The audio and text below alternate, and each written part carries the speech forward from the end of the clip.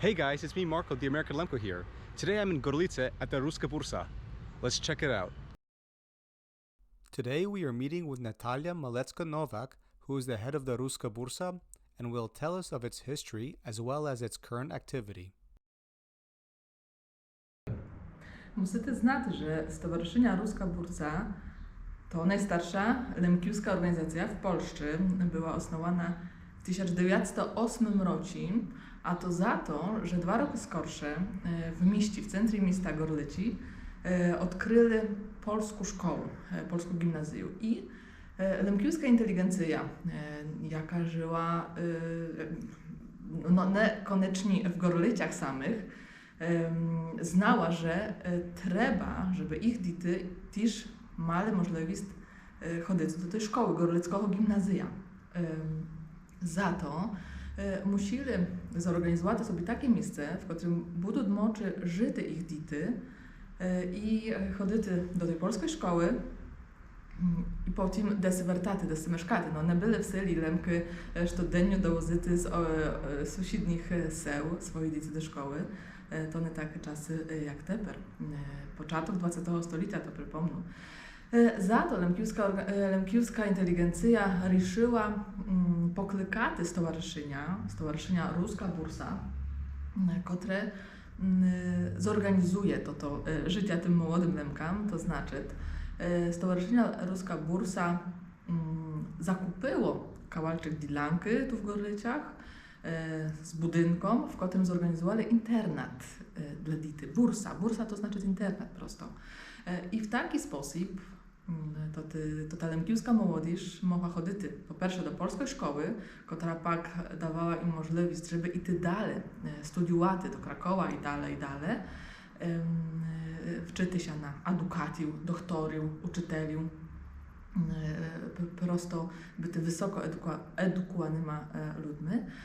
A dwa, to po zajęciach w tej polskiej szkoli, to ta młodzież mała zajęcia z naszego rosyjskiego, lemkiewskiego języka, historii, wczyli się też śpiewu, jak z naszych lemkiewskich tradycji. No już to ważne, to ta młodzież była wychowana w Ruskiej Bursi w takim duchu lemkiewskiego, rosyjskiego patriotyzmu. To było все bardzo ważne i nadal jest. Na miejscu jedno z tymi studentami, z tymi uczennikami, szkolarami żyło też 2-3 uczyteli, kto się tymi dziećmi się musiał opiekować. I taka sytuacja trwała aż do I światowej wojny. I światowa wojna to znamy przyniosła represji względem nie lemkiów, ale też lemkiów Talerchów. To dumam, że znany fakt dla Was. I na czas I światowej wojny działalność bursy była zawieszona, nie było możliwości, żeby funkcjonowała. Bursa wróciła do swojej działalności aż w 1931 roku. Stało się tak, bo bursa przez czas I światowej wojny miała takiego kuratora, który pilnował tego majątku, ale chciał go pereniaty. To musiałabym się teraz bardzo w takie drobnici wchodzić, żeby Wam opowiedzieć dokładnie tu dość skomplikowaną prawną sytuację, ale był też taki moment, że bursu, czyli jej majątek, chcieli pereniaty grekokatolickie święcenniki o ukraińskiej orientacji. I w każdym razie stowarzyszenie straciło swój majątek, bursu z dzielanką i dopiero długie sudowe procesy dowiodły do tego, że w 1931 roku bursa zas odżyła swoim bursianym życiem, ale żeby to mogło się zrealizować, to podobnie jak w tym 1908 roku, kiedy stowarzyszenia było osnowane, lemki zas musieli się zoszmaryty, finansowo zoszmaryty, wtedy jak osnowali stowarzyszenia, żeby kupić dzielanku z tym budynkom, a po I światowej wojnie, żeby odzyskać swój majątek. Zaszmaryli się lemki żyjące heł, ale też zaszmaryli się lemki na emigracji z Zjednoczonych Stanów Ameryki w wielkiej części. To zawdzięki ich finansowej pomocy powołało się odzyskać bursu. I w międzywojniu bursa zas żyła swoim najkraszym życiom. Musíte też znać, że każdego roku tu na miejscu mieszkało 30, 40, paru desatero, w każdym razie paru desatero uczenników. To wskazuje, jak ważnym dla naszych Lemków było to, żeby edukować swoje dzieci. I w tym międzywojennym czasie to też warto jeszcze dodać, kiedy powiało się odzyskać do tu bursu, zaczęli jej wyposażać na nowo, zgodnie z tym bursianym przeznaczeniem, to okrem tego, że zmodernizowali łasnyczki, dokupili jakieś dodatkowe gratia, zakupili też radio, żeby i radio w bursi było. No i bursa sobie żyła. Bursa sobie żyła aż do czasu II światowej wojny. II światowa wojna zas przyniosła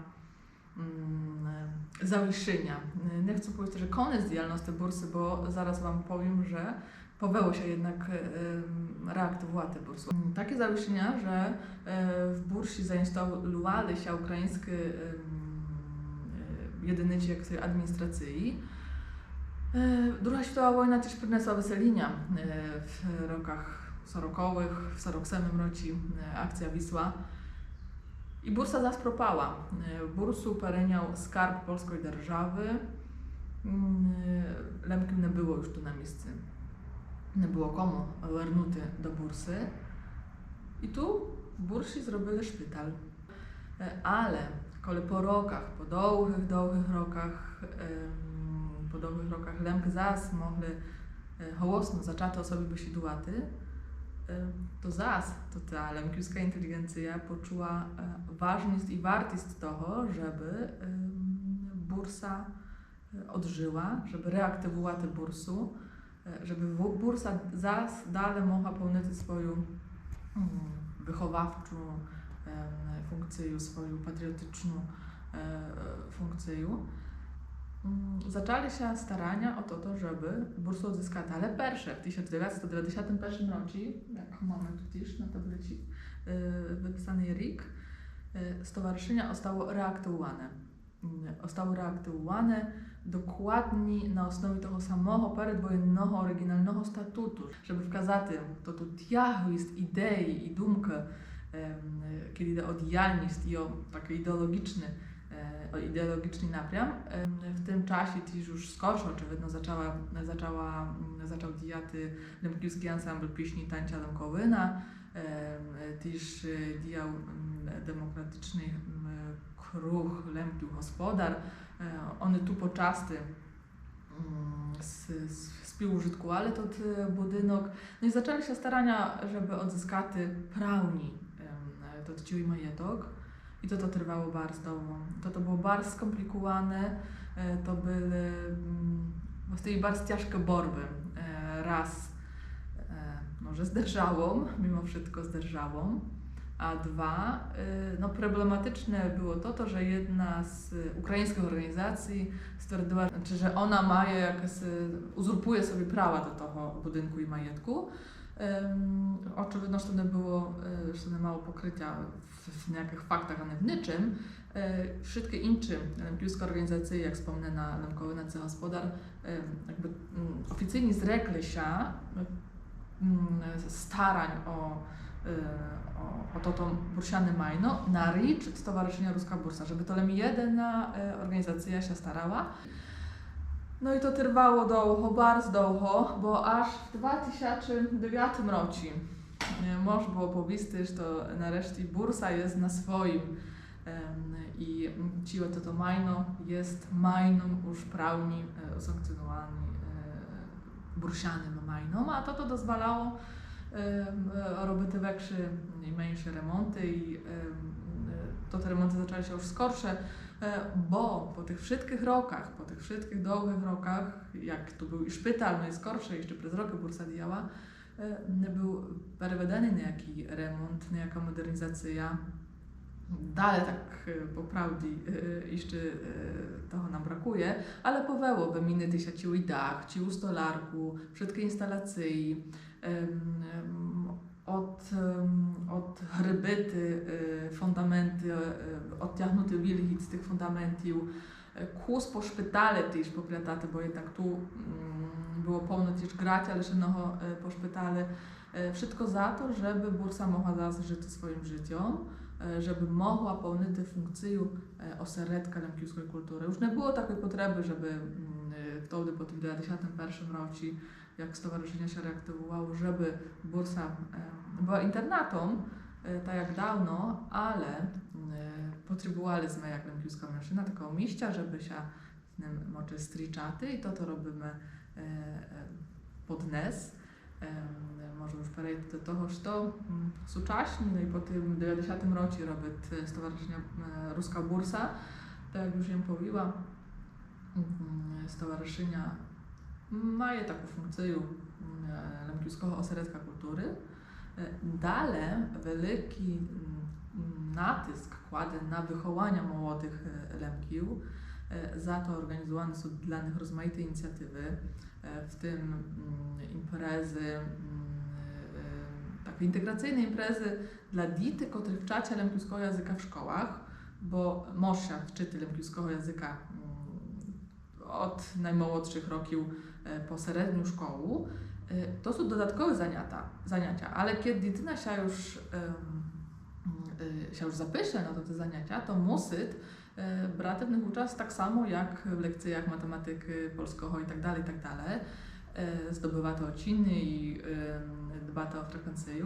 Za to jest to dodatkowy trud dla tych młodych naszych lemkiów. To są też 4 godziny dodatkowo na tydzień. To żeby im wskazać, że dociniamy ich ten trud, że to jest ważne, żeby wczyli się swojego rodzinnego języka i historii i kultury, to organizujemy im takie integracyjne, większe imprezy, wyjazdy to są do premierowo różnych muzeów, skanseniów, to rozmaite jakieś ogniska, warsztaty, konkursy, перегляди колядничих grup, to dzieci bardzo lubią. Okrem tego, Stowarzyszenie Ruska Bursa веде bibliotekę. Biblioteka osnowana była też jeszcze i w tym międzywojennym periodzie, ale no, na żal po II światowej wojnie nie przetrwało już nic z tamtej biblioteki, a pewnością byłoby tam wiele innych rzeczy, ale próbujemy zbierać też to się dast, co związane z lemkami, z Rusynami, co jest peczatane nie tylko w Polsce, ale w związku z tym, że Ruska Bursa współpracuje z rozmaitymi innymi rosyjskimi organizacjami, nie tylko rosyjskimi organizacjami, ale i z innymi bibliotekami, to jakimi publikacjami się wymieniamy, a to też za to, że Stowarzyszenie Ruska Bursa sama wydaje rozmaite publikacje, między innymi do 2005 roku wychodzi Rycznik Ruskiej Bursy. To jest naukowy czasopis. Tu warto podkreślić też, że to czasopis znajduje się na liście punktualnych czasopisów, punktualnych ministrom edukacji i nauki. Kto naukowy działalność wede karieru robić, to musi zbierać takie punkty za publikowanie w naukowych czasopisach. No i naukowcy się horną do tego, żeby pisać, publikować swoje dopisy, statki w naszym bursianym liczniku. No, to już jaki prestiż jest. To bardzo nachodzi z tego, że w lemkiewskim języku można pisać na rozmaite naukowe temy. To możecie się przekonać, jak wezmete licznik Ruskiej Bursy do ruky, bo tam są dopisy, które tykają różnych tem językowych, historycznych, socjologicznych, antropologicznych, ale też i takich, które by stany nie powiedzieli, że by ktoś miał potrzebę, albo że może opisać jakieś inżynierskie temy polemkiewskie. Można. Zapraszam do czytania Rycznika Ruskiej Bursy. Okrem tego, w ramach tego wydawnictwa, które wede Stowarzyszenia Ruska Bursa, zainicjowana została seria lemkiewskiej, Biblioteka Lemkiewskiej Klasyki. I poczytane są w ramach tej serii książki, których autorami są twórcy, jak pisali w XIX-XIX stuleciu. Oni w tamtym czasie pisali w tak zwanym języczu. I chcemy wkazати przez to tę kniżkę, że my mamy swoich klasyków. Mamy się do czego odklikувати. I to te kniżki poczytane są w taki ciekawy sposób. Po lewej stronie jest oryginał, dokładnie to ta wersja, w jakiej to te kniżki były poczytane przed tych 200 rokami, a po prawej stronie jest to tekst w współczesnym standardzie lemkівського języka. A okrem toho, jedno z Warszawskim Uniwersytetem powinno nam się wydrukować kniżki, które są uznawane jak pomocy do wczenia w szkołach. Poczytaliśmy kniżkę z publicystycznymi tekstami, kucharską kniżkę. Okrem takich tych publikacji kniżkowych próbujemy może nie sztoroka, ale staramy się, żeby sztoroka poczytać też jakie są płatne z muzyką lemkівськą. Bursa angażuje się też w rozmaite inicjatywy, których celuje propagować naszą lemkівськą kulturę, rozwijać naszą lemkівськą kulturę, nasz język. Premierą tego jest choćby Festiwal autorskiej lemkівської twórczości. Do tej pory powinno się nam zorganizować jedną edycję, ale wierzymy, że ta kolej powinna się nam продовжати tę ideę. Ideę tego, żeby mobilizować twórców muzyki do tego, żeby sami pisali teksty, żeby sięgali właśnie nie tylko po to narodny lemkівський repertuar, ale żeby sami byli twórcami nowych tekstów do muzyki. I tu też próbujemy pokazywać, że lemkівська muzyczna kultura to nie folk i folklor, ale też inne muzyczne żanry. Za to mamy wśród tych CD-czek muzyku z elektroniką na osnowie lemkівських pieseń. Jest i klasyczna muzyka, poważna muzyka, jazzowa, rozmaity. Zapraszamy słuchaczy. W samym budynku w Bursi organizujemy różne striczy, warsztaty, koncerty,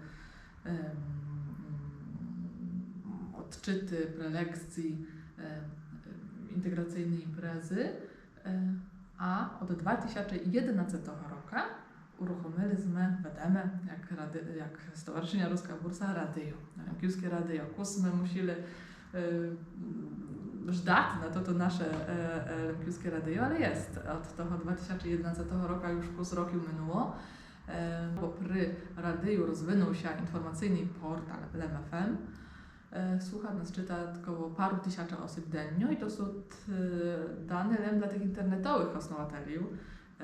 A do tego dochodzą jeszcze słuchacze, jak odbierają radio LMFM przez nazemne nadajniki, jakie mamy dwa, jeden w Gorlicach i tu możesz słuchać nas na częstocie 106,6, a drugi znajduje się w Polkowyciach na Niżnym Ślesku, tam gdzie wielka część Lemkił żyje i tam możesz słuchać LMFM na częstocie 103,8.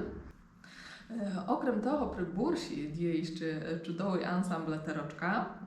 Po prawdzie już można by było pomyśleć, że to Terka i Teroczka, a to za to, że jest starsza grupa, która składa się już z takiej młodzieży, studentów, uczniów średnich szkół i młodsza grupa, która składa się z paroletnich dzieci.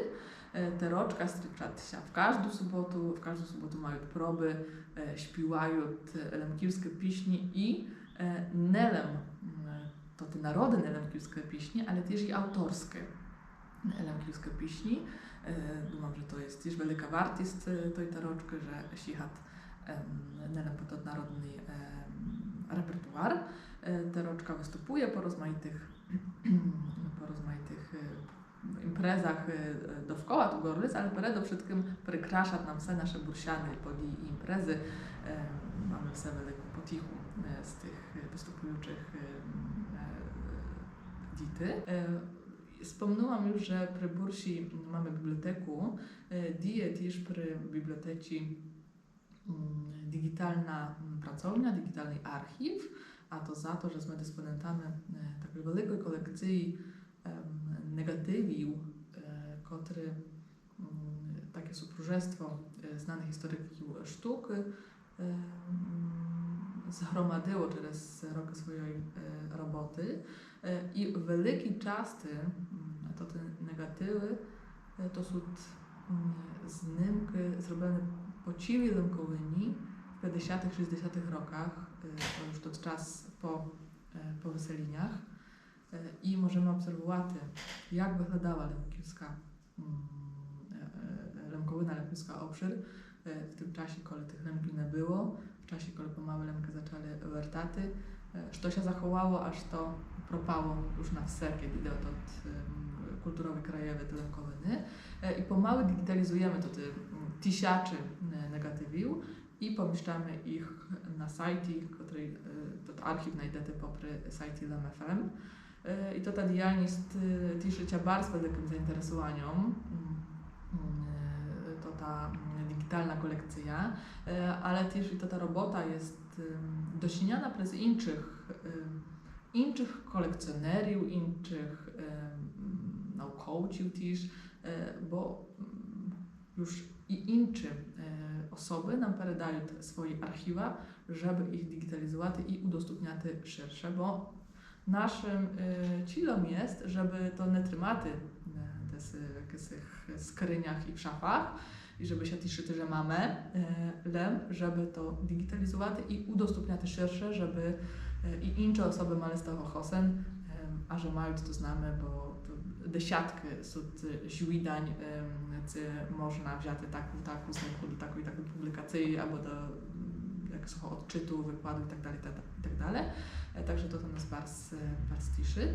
Ale w ostatnim czasie też była taką informacyjną kampanię, której celu było dotarcie do szerokiego, do jak najszerszego czysła ludzi, ale z tego wykrzynowego społeczeństwa, prosto do naszych sąsiadów Polaków, że lęki to jedna z ustawowo znanych mężczyzn, że mamy swoje prawa i że to, że chcemy, nie znam, maty dwojęzyczne tabliczki w jakichś sełach, to nie jest nasza wydumka, ale my prosto mamy do tego prawo, tak samo jak mamy prawo do tego, żeby hołosną sobie wysidłaty, że mamy prawo wysidłaty po swojemu w swoim rodnym języku po lękiwskim. Wsiady, gdzie chcemy, publiczni, niepubliczni, doma, możemy się tego języka wczyty. Także to z taką kampanią sme wyszli do naszych sąsiadów, ona przyjęła się bardzo dobry. Chodźmy po Bursi. Może mi dasz to przyjdę zachował. Zaraz otworzymy. Nam muszę jeszcze trochę odkryte widna.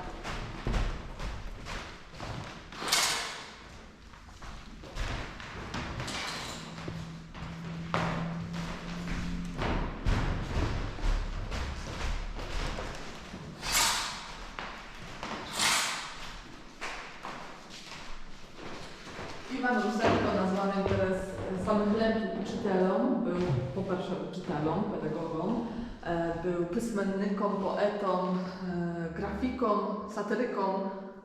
Taka jedna z ważniejszych też lękiwskich osobowości. Także to różne pamiątki po nim były znajdziete. Jego twory, dokumenty związane z jego życiem, dorosła. Rozmaite dokumenty.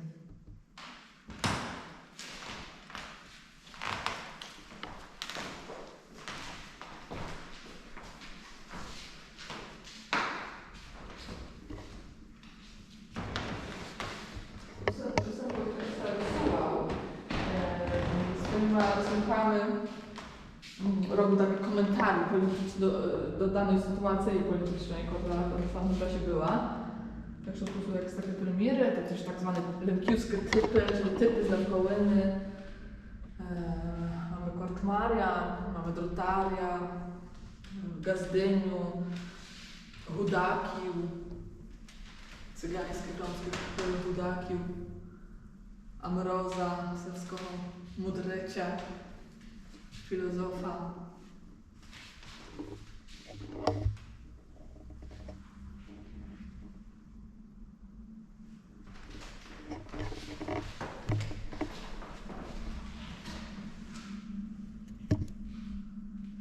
Ścinach wzięty.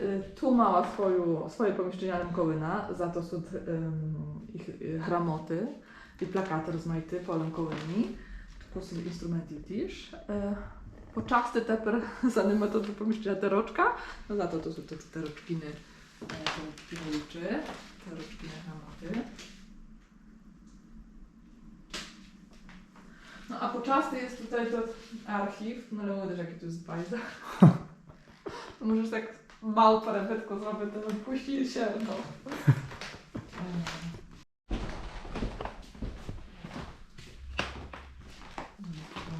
Masz słowa, bo to bez sensu.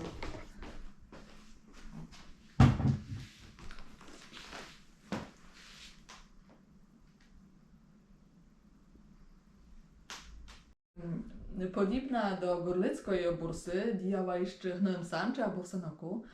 No i zawdzięki tym bursam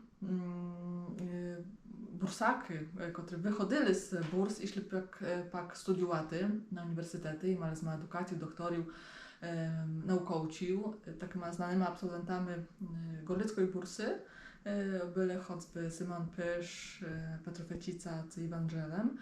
In addition to them, others who had an impact on Lemko-Rusin cultural development are shown on the wall in the backyard. Such people include Mirko Nahacz, Klaudia Aleksowicz, Ivan Rusenko, Alexander Duchnowicz, and Melania Sobin.